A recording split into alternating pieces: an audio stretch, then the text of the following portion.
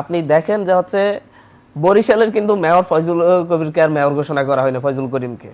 আপনার হচ্ছে শুধু বিএনপির বাইরে আর কাউকে ঘোষণা করা হচ্ছে না।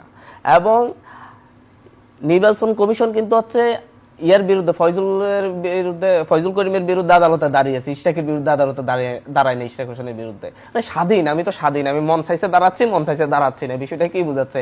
কারণ নির্বাচন কমিশন বিশ্বাসযোগ্যতা হারাচ্ছে এবং নির্বাচন কমিশন তার দায়িত্ব সঠিকভাবে পালন করছে না।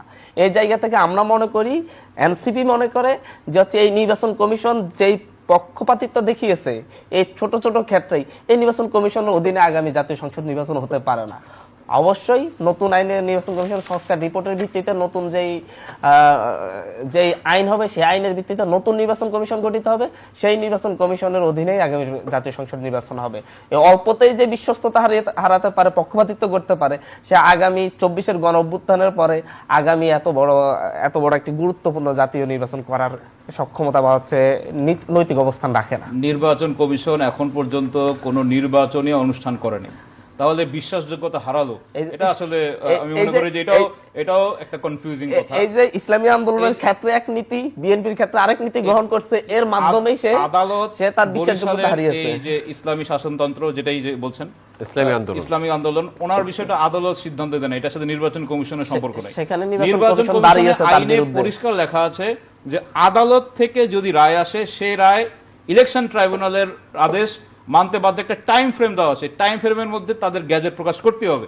অতএব তারা পেয়ে যদি মনে করে তার ইলেকশন কমিশন আপিল করবে না, সেটা ইলেকশন কমিশনের ব্যাপার।